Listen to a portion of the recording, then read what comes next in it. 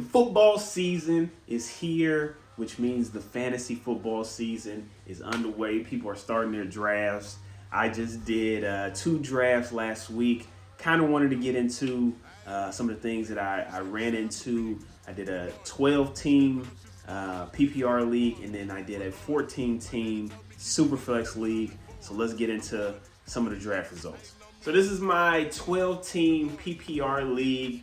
I started off with Jamar Chase. I had the 5th pick.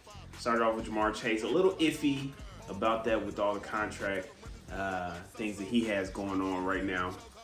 If I had to do it over again and the draft was today, I probably would maybe go another way, just because I'm a little concerned about the injuries. And you know, when players don't get enough practice, they don't get enough time in training camp. There's a history, or there's a tendency for them to get hurt because they haven't been brought up to speed yet. So I'm a little worried about this pick. Still, amazing player. He should go in the top 5 if the contract issues didn't happen. But I'm excited about his play if he can get on the field, if he's 100%. If nothing happens, then I would be happy with this pick. The second pick, I went with Drake London. So it's 5th pick, and I'm not sure how far away it comes around, but I believe Drake London is going to have an amazing year this year. New offense. The offensive coordinator, I believe, is Zach Robinson from the Los Angeles Rams. New quarterback, Kirk Cousins, so he doesn't have to deal with Desmond Ridder, Taylor Heineke. Kirk Cousins always finds a way to get his number 1 receiver the ball. It was the case in Minnesota, playing with Justin Jefferson. So I believe that Drake London is going to have a great year. I believe that whole Atlanta offense is going to be amazing. Most of the games are indoors. They play in a dome. So I think that's going to be another added benefit. They're going to be in scoring position a lot more. I'm a very wide receiver heavy guy. I believe that flex spot should always go to a 3rd wide receiver, especially in PPR. They're getting the ball more, or they're getting more points for passing. So I went with Jalen Waddle. I think I had an option for maybe Nico Collins here, but I just felt like there may be more competition in the Dolphins, or in the Houston Texans offense. Nico Collins fighting with Stephon Diggs, fighting with Tank Dell, Joe Mixon. I was like, you know what, I'm going to go with the Miami offense because it's proven. They're going to have, I believe, a lot more games that have the overall over-under points, or like they were the most points for being like 48 points for most of their games. A lot of shootouts were predicted for the Miami Dolphins. So I was like, let me get a piece of that. It's like I'm not gonna be able to get Tyreek Etienne. I think I had an opportunity to get him here, but again, I went wide receiver. So I was like, let me get Jalen Waddle. The talk about his injury was, overblown. They was like, it's just something, a little stinger in camp. So nothing for them to really worry about. I think I just got a report that both he and Tyreek are practicing right now. So it's like he's had 1,000 yards the last 3 seasons that he's played. So it's like, let me get a little piece of this. Very built like Tyreek. If something happens to Tyreek, this guy's a number 1. So it's like, let me go with Waddle here. Very, very excited about that pick. I feel like he's gonna have a great season. 4th pick, I think I went with. I'm pretty sure I went with Joe Mixon. Again, the offense that I believe in Miami, I believe almost the same with that Texans offense. CJ Stroud, I believe is going to have a monster year. He just, the way that he looked as a rookie, if he can just build on that a little bit, I think with the weapons that he has, Nico Collins, Stephon Diggs, Tank Dell, Dalton Schultz, I think he's going to have a tremendous year. So I was like, let me get a piece of that offense. Joe Mixon had an amazing season last year with the Cincinnati Bengals. They let him go for whatever reason, but Texans swooped in, grabbed him, and I believe if they get on the goal line, you got Nico, you got Stephon, but so many things to worry about in the receiving game. Then I think the boxes are gonna be a little bit light for Joe Mixon to have his way, have his fun. The next pick, I was like, okay, I got my wide receivers on lock. Let's attack the running back position. I'm a big fan of holding off on the quarterback, especially in the 12 team, especially in the 10 team. There's so many quarterbacks. So it's like let me fill all my skill positions. So Alvin Kamara, big fan of Alvin Kamara. I know he had a little trouble last year. I think he had a suspension of 3 games, something like that. 3 to 6 games that he had last year. So I know you have that. You can't really get out to a strong start like we talked about Jamar Chase. And I believe he got hurt last year. He had a little something. But Alvin Kamara, if you ever watched some of his workouts all season, this dude is committed. Like this dude is shredded. The balance, the footwork that he does, like with the balls, I'm a big fan of Alvin Kamara. I think he has one or two more great seasons. Probably more than that. He's just the craziness that he had last year. So he's going to be back. I think that offense is going to be better. Clint Kubiak, I think that's the offensive coordinator's name. I forget where he came from, but I believe he's going to be much better than the offensive coordinator they had last year. Derek Carr, Chris Olave, Rashid Shaheed, I'm a big fan of his as well. So I think they're going to be able to move the ball better than they did last year. Hopefully put Alvin Kamara in a position to score some points, catch some passes, dump offs. Big fan of his this year. I believe this team is stacked. Again, quarterback, tight end, I wait on those. Fill your roster up with wide receivers, with running backs. I believe I went with Najee Harris at this pick. I think I did 3 wide receivers. It was a couple other things, like a couple other players that were there, but I was like, I believe in Najee Harris this year. Had a bad year last year, kind of a little slower than he usually is presented. But I believe he's a first round or second round pick, and I'm a big fan of Arthur Smith, the offensive coordinator. Not that nigga as a head coach, but offensive coordinator, and him in Tennessee, or was he in Tennessee? I can't remember exactly where he was before he went to Atlanta, but as an offensive coordinator, this guy knows what he's doing. He loves to run the ball. So I was like, Jaylen Warren is hurt, banged up. They were talking about him maybe possibly missing the first game. I mean, an injury like that could potentially linger. So it's like, let me grab Najee. They're going to run the ball. They got Russell Wilson. They got Justin Fields. They're going to have to lean on the run because Russell's, it's not as potent as he once was. They're still teaching, or there's still a learning curve for Justin Fields, learning just being a quarterback in general. So I was like, they're gonna run the ball in Pittsburgh to start. They have a great defense. Mike Tomlin loves leaning into the run. Let's get a piece of that game. I believe the next pick, I don't think it was Deontay Johnson here, but maybe it was. I'm a big fan of Dave Canales and what he did. I fucking hate Baker Mayfield. The cockiness that I have videos out there before. I might be able to post it, but the cockiness that Baker Mayfield displayed in Cleveland, and just the progressive commercials, and just his whole ambiance when he was in Cleveland, he had to take some seats. He had to take a few seats and learn that he is not that guy. And he went to the Rams. He played well with Sean McVay, and then he signed with Tampa Bay Buccaneers last year. And if Dave Canales can unlock Baker Mayfield, what do you think he gonna do with Bryce Young, who I believe is 10 times better? He just had a terrible situation last year. No one pick. They didn't really have any weapons. They didn't have a defense. So it was just all bad for them last year. Shout out to them for giving us DJ Moore and all those picks.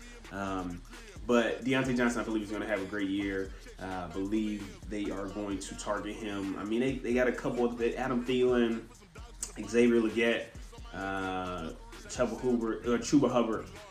They have something to work with there, and I believe Canales can unlock that. if who's going to be the main beneficiary of Dave Canales coming over, working with Bryce Young, is going to be Deontay Johnson. So definitely target him in drafts. Jaden Reed was my next pick. Again, I'm a big proponent. I feel like I had an opportunity to get a lot of quarterbacks in these positions. I was like, let's wait. If I can get, I think I had a chance at Tua late in the draft. I believe I had a chance at Trevor Lawrence late in the draft. And they once I took these guys, they kind of started coming off the board. So I was like, let's see who I can get last. So I went with Jaden Reed at this pick. I think this is my 7th pick. Big fan of the Packers offense. Big fan of Matt LaFleur. They know what they're doing in Green Bay, and it irks me so much because they the blueprint as far as quarterbacks, selecting quality wide receivers throughout the years. The Aaron Rodgers had to work with Jordy Nelson, Donald Driver, Devontae Adams. Just so many weapons all the time, and I believe they are still following that same formula with the Packers wide receivers, Jaden Reed, Dontayvion Wicks, Romeo Doubs, Christian Watson. Like, this is just, they have so much to work with. So I was like, I gotta get a piece as well as they did last year, and just exceeded expectations. It's like I gotta have a little. I want some of that. And I believe Jaden Reed is going to be fighting for that number 1, number 2 spot. Him and Dobbs. And we'll see what Christian Watson looks like. I know Watson was supposed to be the number 1 last year. Had those injuries. If he's better, if he's healthy, he'll probably be the number 1. Jaden and Dobbs will be fighting for that number 2. But I know they love using Jaden Reed like like San Francisco uses Deebo Samuel. So I was like, let me see what this might be.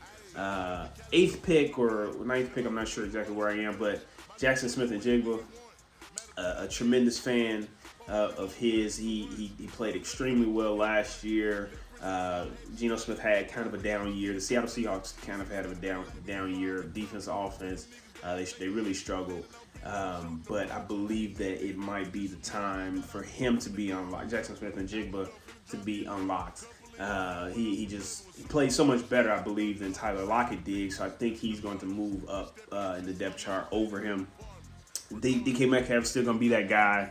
But again, continue to fill your roster, running backs, wide receivers, until it gets to that point. The goal or the rule that I follow, and I forget who said it, is either you want to be the first at the position or you want to be the last. And so I'll quarterback, tight end, I always typically wait on those if I can get quality guys like this to fill my bench. And if an injury happens, then I'll have quality starters throughout the year because it's a long game. So happy with this pick. The next pick, I think, Blake Corum was the next guy. A big fan of his coming out of college, Michigan. Definitely torched my Purdue Boilermakers over the years. Quality guy. They're talking a lot about him for the Rams. They said that he fits that Kyron Williams mold or model. So I was like, I think getting him as a backup, a running back, if something happened, because I think Kyron Williams, he's missed 3 games at each of the last whatever seasons. He's missed some games. So they like to run the ball. Big fan of Sean McVay's and that offense that he runs. Matt Stafford, Cooper Kupp, Puka Nacua, they're going to be putting up points. Matt Stafford, a big fan of his throughout the years. He's always been a quality quarterback. They're going to be finding a way to get in scoring position. Kyron Williams misses some time. Blake Corum is going to be that guy. So I was very excited to get him late. I always want to get a couple backup running backs, handcuffs, to just make sure that, in case something happens, I got a lottery pick, Now we're back to the 11th pick. I think I took Jordan Love. I just couldn't believe that Jordan Love failed this low. He was the QB5 last season. It's like I'm looking at my draft like, y'all gonna really let this guy fall into my lap? Are you crazy? Are you crazy? All the weapons that the Green Bay Packers have, and I kind of talked about them a little bit earlier, but all the weapons: Christian Watson, Jaden Reed, Romeo Doubs, Ontavian Wicks, Josh Jacobs, Musgrave. They got another tight end, I forget his name, but LaFleur and the Packers, they just know how to build an offense over the years. It's fucking upsetting. So I was just thrilled. I think I was fighting with Jordan Love. I was fighting with Tua because I know Miami, and I'm a big fan of Mike McDaniel. I was like, I know they're gonna put up points, but I believe Jordan Love is just gonna be further unlocked this year. And he can add some rushing ups. He has a little rushing upside. He can run the ball if he needs to. But I was like, I think this was a steal of the draft, of the entire draft. So glad I got him. I think it was the 11th pick, something crazy like that. 11th round. It was like the 10th or 11th round. I got him. Then I think the next pick was Dalton Schultz. Big fan of his. Last year, there was a stat about his red zone targets are insane. Like when CJ Stroud gets down in the red zone, he's not looking to the outside as much. He's looking in the middle of the field, and Dalton Schultz is going to be the beneficiary of that amazing offense. You got Nico Collins on one side, Stephon Diggs, Tank Dell. Y'all got to worry about them. Oh shit. Dalton Schultz wide open, boom! I'm gonna hit that, and Joe Mixon. So I think these are amazing picks mentally, but we'll see how it plays out.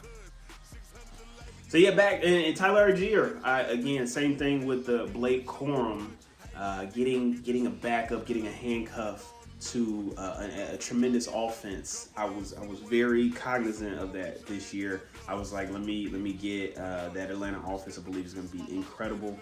And I was like, if something happens to Bijan, I hate injuries. I don't want injuries to happen, but they do happen. It's football.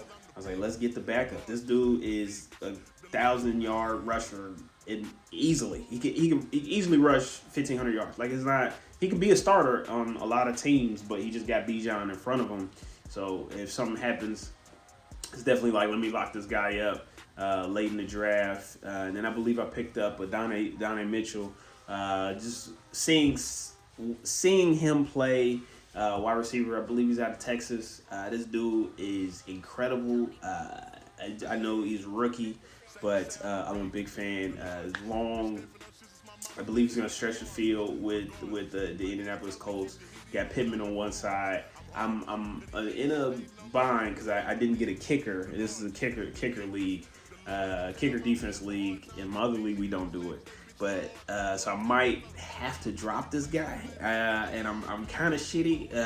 But there might be a way where might be able to get Josh Downs, or I might be able to get him back and play the kicker thing. But big fan of his, and I'm a big fan I want to see what this Colts offense looks like this year. Jonathan Taylor, that offensive line's top 5. Anthony Richardson coming back from the injury. I know he's still gonna have some rust, some rookie tendencies, but he looked incredible those few games that we saw of him last year. So if I could get a little piece of that, I thought that was great. But let me know what you guys think, man. This was an amazing draft. I believe I won the draft. I know they gave me a D-, but I didn't get a kicker. There were some other good teams, but I'm very excited about my team this year. This is my 12-team PPR. Wearing the money green, coming for